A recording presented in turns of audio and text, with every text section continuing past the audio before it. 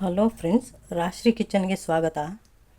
ನಾನಿವತ್ತು ಕಡಲೆಬೇಳೆ ಮತ್ತು ಚಪ್ಪರದವರೆಕಾಯಿ ಆಲೂಗಡ್ಡೆ ಹಾಕಿ ಗೊಜ್ಜು ಮಾಡ್ತಾಯಿದ್ದೀನಿ.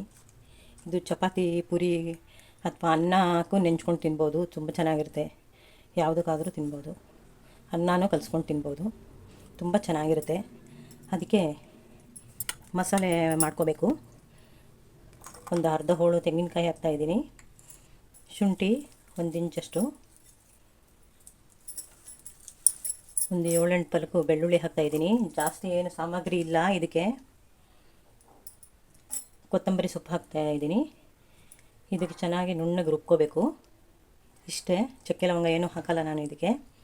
ನುಣ್ಣಗೆ ರುಬ್ಕೋಬೇಕಿದು. ಇಷ್ಟು ನುಣ್ಣಗೆ ರುಬ್ಕೊಂಡ್ರೆ ಸಾಕು. ಮಸಾಲೆ 1-2 ಸ್ಪೂನ್ ಎಣ್ಣೆ ಹಾಕ್ತೀನಿ.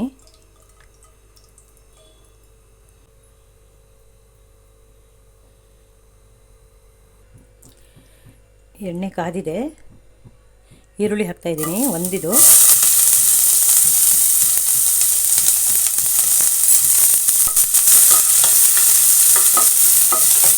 ಸ್ವಲ್ಪ ಕಲರ್ ಚೇಂಜ್ ಆದರೆ ಸಾಕು ಇದು.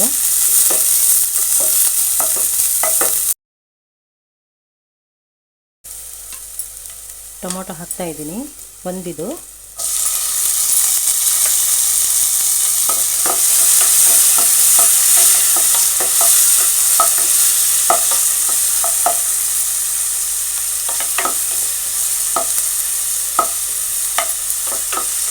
ಸ್ವಲ್ಪ ಹಾಗೆ ಬಾಡಿಸಿದ್ರೆ ಸಾಕು.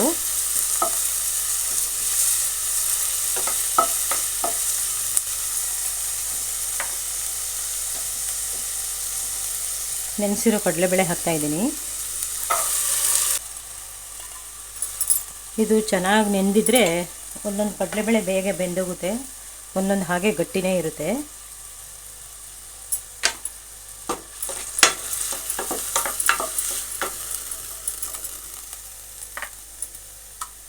ಈಗ ಚಪ್ಪರದವರೆಕಾಯಿ ಮತ್ತು ಆಲೂಗಡ್ಡೆ ಹಾಕ್ತಾಯಿದ್ದೀನಿ.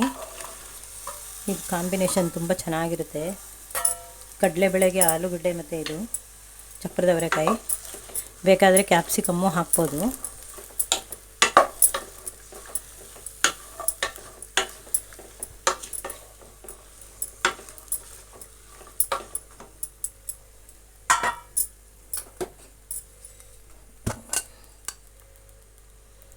ಅರಿಶಿನ ಹಾಕ್ತಾಯಿದ್ದೀನಿ.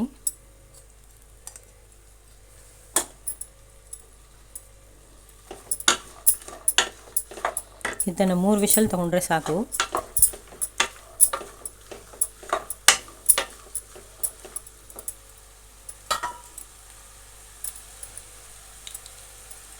ರುಚಿಗೆ ತಕ್ಕಷ್ಟು ಉಪ್ಪು ಹಾಕ್ತಾಯಿದ್ದೀನಿ.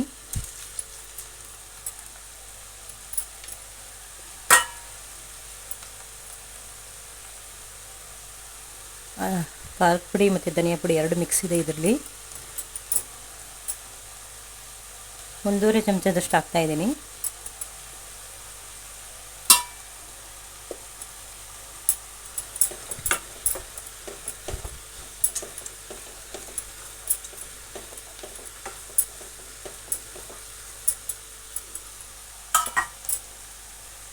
ಈಗ ರುಬ್ಬಿದ ಮಸಾಲೆ ಹಾಕ್ತಾಯಿದ್ದೀನಿ.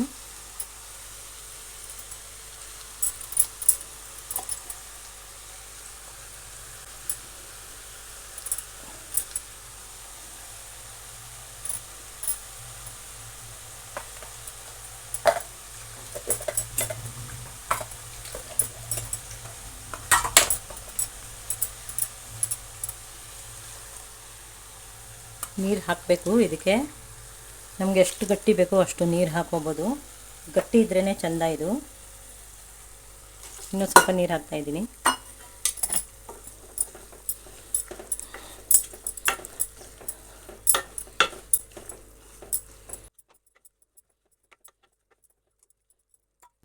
ಇನ್ನೊಂದು ಸ್ವಲ್ಪ ನೀರು ಹಾಕ್ತಾಯಿದ್ದೀನಿ.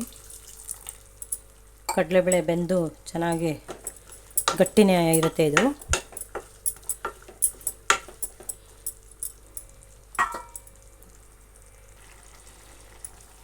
ಇದಕ್ಕೆ ಮುಚ್ಚಳ ಮುಚ್ಚಿ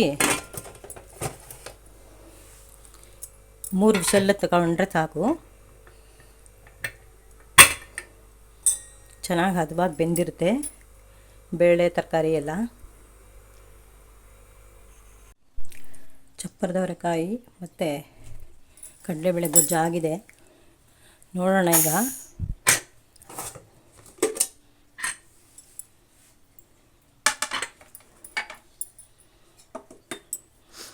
ನಾವು ಹಾಕಿರೋ ನೀರೆಲ್ಲ ಸ್ವಲ್ಪ ಹಿಂಗಿದೆ. ಇಷ್ಟೇ ಗಟ್ಟಿಗಿರಬೇಕು ಇದು. ತುಂಬ ನೀರಂಗೆ ಮಾಡಿದ್ರೆ ತುಂಬ ಚೆನ್ನಾಗೇ ಇರಲ್ಲ. ನೋಡಿ, ಇದು ಬಲ್ತಿರೋ ಕಾಳು ಏನು ಹಾಕಿದ್ದೀನಿ ಚಪ್ಪರದ ಅವರೆಕಾಯಲ್ಲಿ.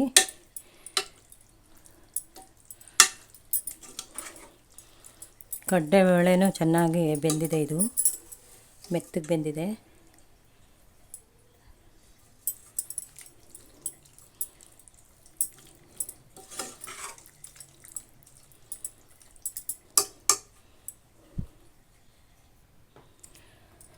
ಅನ್ನ ಸಾರಿನ ಜೊತೆ ಚಪ್ಪರದ ಅವರೆಕಾಯಿ ಮತ್ತು ಕಡಲೆಬೇಳೆ ಗೊಜ್ಜು ರೆಡಿಯಾಗಿದೆ. ಇದು ಕಾಂಬಿನೇಷನ್ನು ನೆಂಚ್ಕೊಂಡು ಊಟ ಮಾಡೋಕ್ಕೆ ತುಂಬ ಚೆನ್ನಾಗಿರುತ್ತೆ. ಇದು ಚಪಾತಿ ಜೊತೆನೂ ತಿನ್ಬೋದು, ರೊಟ್ಟಿ ಜೊತೆನೂ ತಿನ್ಬೋದು, ಅನ್ನ ಸಾರಿಗೂ ನೆಂಚ್ಕೊಂಡು ತಿನ್ಬೋದು. ನಿಮಗಿದು ಇಷ್ಟವಾಗಿದ್ದಲ್ಲಿ ಲೈಕ್ ಮಾಡಿ, ಶೇರ್ ಮಾಡಿ. ಹೊಸ ಹೊಸ ರೆಸಿಪಿ ಬೇಕಿದ್ದರೆ ನನ್ನ ಚಾನಲ್ಗೆ ಸಬ್ಸ್ಕ್ರೈಬ್ ಮಾಡಿ, ಬೆಲ್ಲೈಕನ್ ಮಾಡಿ. Thank you.